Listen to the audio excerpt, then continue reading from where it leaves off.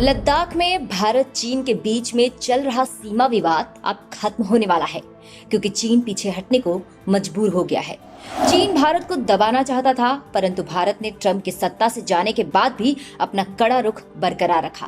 भारत के इस रुख के कारण चीन को यह डर था कि कहीं इस तनाव के कारण उसे भविष्य में और बेइज्जती न झेलनी पड़े।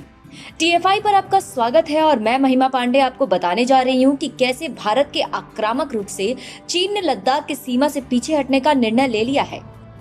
जब अमेरिका के पूर्व राष्ट्रपति डोनाल्ड ट्रंप चुनाव हार गए थे, तब चीन ने सोचा था कि एक बार फिर उसे विश्व में अपनी गुंडागर्दी दिखाने को मिलेगा, खासकर उन क्षेत्रों में जहां के देश अमेरिकी समर्थन से चीन के विरोध में खड़े हुए थे।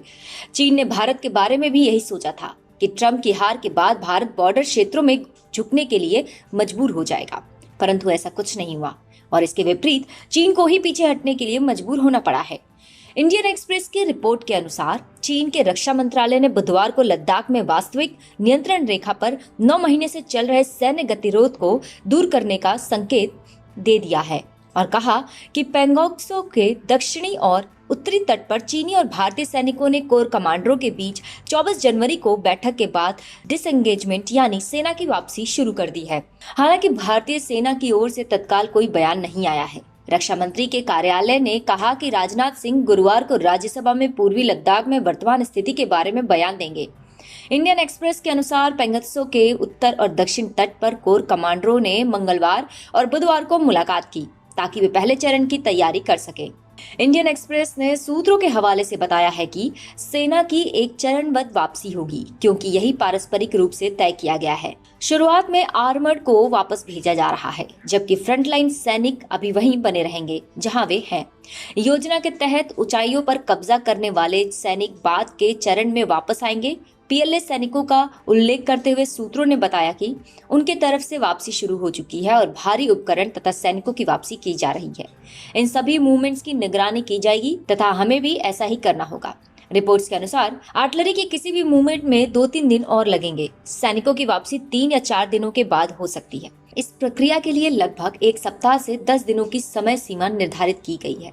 चीनी रक्षा मंत्रालय के प्रवक्ता वरिष्ठ कर्नल वू कियान ने एक लिखित बयान में कहा, पेंगोंग झील के दक्षिणी और उत्तरी तट पर चीनी और भारतीय सीमावर्ती सैनिकों ने 10 फरवरी से डिसएंगेजमेंट शुरू किया। उन्होंने कहा कि यह कदम चीन भारत कोर कमांडर स्तर की बैठक के 9वें दौर में दोनों पक्षों द्वारा आम सहमति के अनुसार है।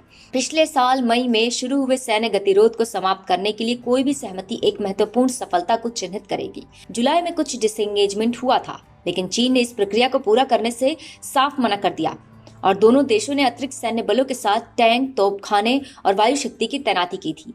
अब डिसएंगेजमेंट का एक ही अर्थ है और वो है चीनी सत्ता को भारत की शक्ति और दृढ़ निश्चय का अंदाजा हो चुका है कि भारत एक कदम भी पीछे नहीं हटने वाला है। जब भारत ने चीन को बॉर्डर पर मुंह तोड़ जवाब दिया था, तब चीन बार बार भारत को अमेरिका और डोनाल्ड ट्रंप से प्रभावित बता रहा था और चेतावनी दे रहा था कि ये भविष्य के लिए अच्छा नहीं है।